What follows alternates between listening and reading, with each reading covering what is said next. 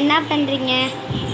அம்மாவுக்கு உடம்பு சரியில்லை, உடல் நலம் சரியில்லாத காரணத்தினால் ரெஸ்ட் படுத்து தூங்கிட்டு.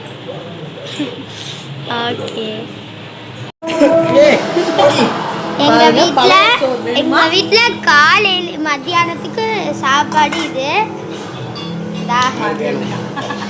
பழைய சோறை கரைச்சி கொடுப்போம். அடுத்து தொட்டுக்க வந்துட்டு வத்தல். இது என்னது?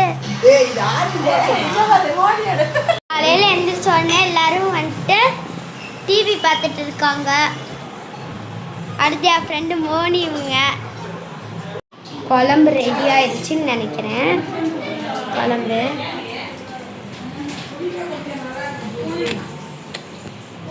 அடுத்து ஓடிட்டு இருக்கு.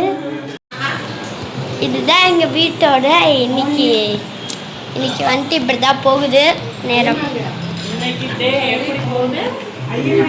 டே பழைய சோத்தோட போகுது. சொல்லுங்க. இப்பதான் எல்லாம் தோசை சாப்பிட்டு முடிச்சோம். சாப்பாடு இருந்துச்சு, சரி வெயில் அடிக்குதே கொஞ்சம் கூலிங்கா குடிக்கலான்ட்டு எல்லாம் மோர் அடிச்சு குடிச்சிட்டோம். எல்லாமே தான் போடணும். பழைய சாப்பாடு போடணும்.